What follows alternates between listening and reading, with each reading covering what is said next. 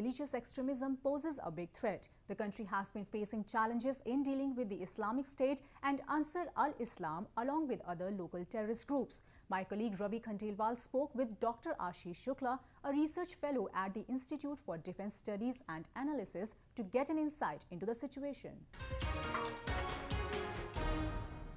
Dr. Shukla, the year 2016 remained a challenging year for counter-terrorism in Bangladesh. So how do you see the overall circumstances going there in that country? See, that's a very worrying trend which we are seeing in our neighboring country. The trend, if I am right, it started after 2009 and that has been continuing.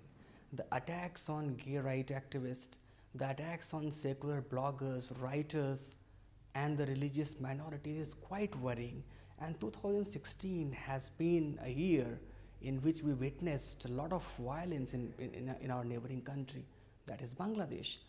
You see, the recent attack on the lawmaker is the seventh, he is the seventh incumbent lawmaker who has been killed by these forces.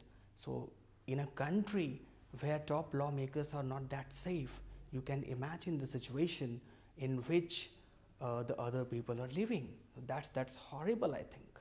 It's not only the local, the Bangladesh-based the organizations which are indulged in these activities. The Islamic State is also spreading its tentacles in the country. So how serious is this for the nation? The trend is like that Al-Qaeda as well as ISIS have claimed some of these attacks in Bangladesh, like the one attack in which an Indian was also got killed, the restaurant attack. The problem with the trend is that global trend, you know, what is happening outside the region.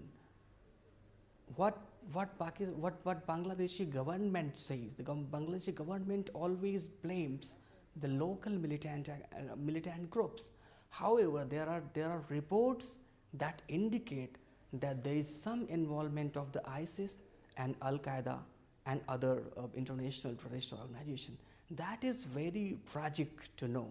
And if the trend continues, it is going to create a lot of problem in the region, not only in Bangladesh.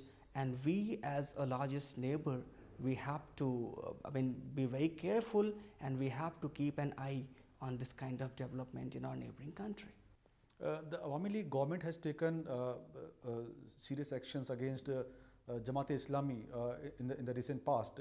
So is that one of the factors that is adding to this violence? That factor cannot be ruled out. As far as these killings, this judicial killing that some of the opposition parties have named it, so these hangings have made an impact, definitely. So JMB and as you rightly said about the other organization which is involved in such kind of activities is actually making it very, very difficult for the Bangladeshi government to tackle the particular issue. Will the year 2017 will be a challenging year for the ruling government there? I would not say exactly like that.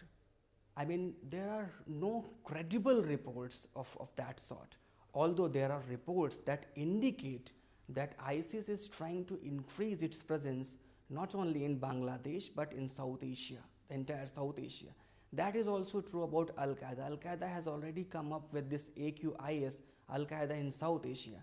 And to some extent, these groups are making an impact in one or the other country of the region. Pakistan, for example, is a test case, and then you have Afghanistan and now Bangladesh. So that is going in that direction. So you cannot completely rule out the possibility, but yes, we have yet to receive very credible information about these youths being trained by the ISIS or Al-Qaeda or any other international terrorist organization. Pakistan's Balochistan province have for long accused the country's intelligence and security agencies of